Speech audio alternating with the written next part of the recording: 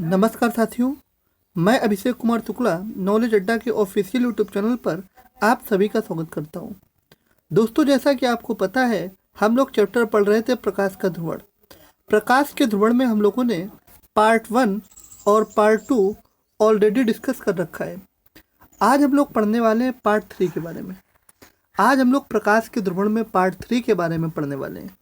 Part 3 में हम लोग बेसिकली पढ़ेंगे पोलेराइट के बारे में।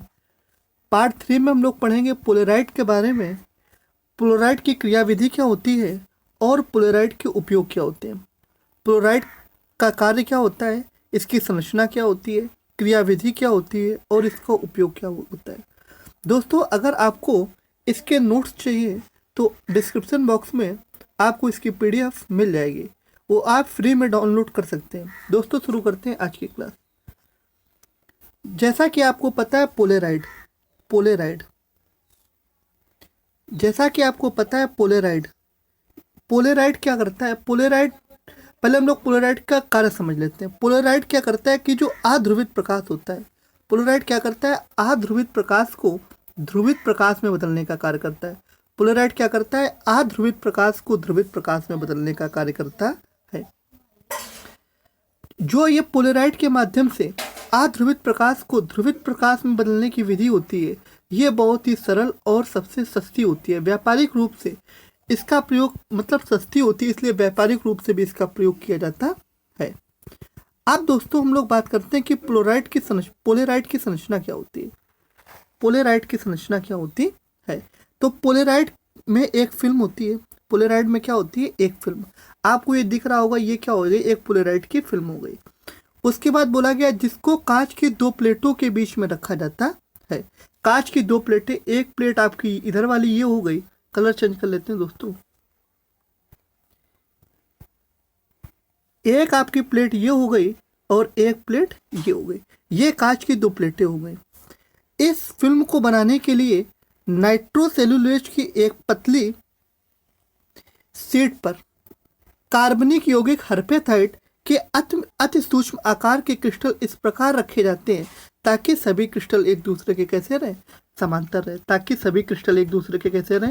समांतर रहें। जैसे कि दोस्तों, समझते हैं संरचना के बारे में। इसकी जो संरचना होती है, पहले तो पोलेराइड एक फिल्म होती है। पोलेराइड क्या होती है, एक प्रकार की फिल्म होती है। ये हो गई एक प्रकार की फिल्म। उसके बाद बोला गया ये कांच की दो प्लेटों के बीच में रखी होती है, तो ये कांच की क्या हो गई, दो प्लेटों के बीच में रखी होती है।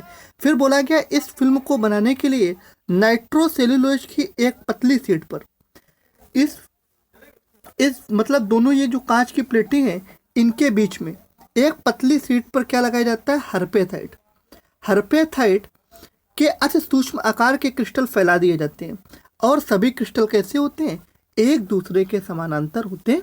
सभी क्रिस्टल कैसे होते हैं, एक दूसरे के समानांतर होते हैं। अब हम लोग इसकी क्रियाविधि के बारे में पढ़ेंगे। इसकी क्रियाविधि के बारे में। तो क्रियाविधि क्या होती है इसकी? क्रियाविधि में देखो ध्यान से, जब साधारण प्रकाश को पोलेराइड में से गुजारा जाता है, जब ये अध्रुवित प्रकाश किसी पोलेराइड, ये हो गया आपका पोलेराइड, किसी अध्रुवित प्रकाश को पोलेराइड से गुजारा जाता है, तो आपको इधर समतल ध्रुवित प्रकार के क्रिस्टल प्राप्त होते हैं। यही बात बोली कि जब साधारण प्रकाश को पोलेराइड्स पर डाला जाता है तो वे ये वैद्युत वेक्टर पोलेराइड से बाहर निकल पाते हैं जो कंपन क्रिस्टलों के अक्ष के समांतर होते हैं। इस प्रकार के निर्गत प्रकाश को क्या बोलते हैं, समतल ध्रुवित प्रकाश बोलते हैं। आपको पता है ये जो पोलेराइड है, एक बार समझते हैं पहले ध्यान से भाई। ये मान लेते आपका एक अक्ष हो गया। इस अक्ष पर ये जो है, ये आपका किसका काम करेगा, पोलेराइड का काम करेगा। किसका काम करेगा, पोलेराइड का काम करेगा। और इस पोलेराइड के अंदर ये मान लेते आपके पोलेराइड के क्या हो गए, अक्ष हो गए।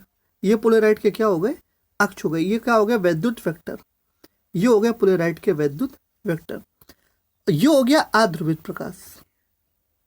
ये अध्रुवित प्रकाश तो इस पोलेराइड से वही अध्रुवित प्रकाश बाहर निकल पाएंगे जो क्या होंगे, इसके परपेंडिकुलर होंगे, जो इसके समांतर होंगे, जो इसके कैसे होंगे, समांतर होंगे। और जो परपेंडिकुलर होंगे वो इसके बाहर नहीं निकल पाएंगे, वो इधर बाहर निकल नहीं पाएंगे। समांतर प्रकाश तो बाहर निकल जाएगा इस अक्ष के, लेकिन लंबवत यानी परपेंडिकुलर प्रकाश नहीं निकल पाएगा। जैसा कि आपने देखा होगा, जो गाड़ी की आपकी जो कार होती है, कार का जो शीशा होता है, तो कार के शीशे पर जब कभी रात में लाइट पड़ती है तो जो कार का शीशा होता है उसके अंदर क्या लगा होता है, पोलेराइड लगा होता है। कार के शीशे के अंदर क्या लगा होता है, आपका पोलेराइड लगा होता है।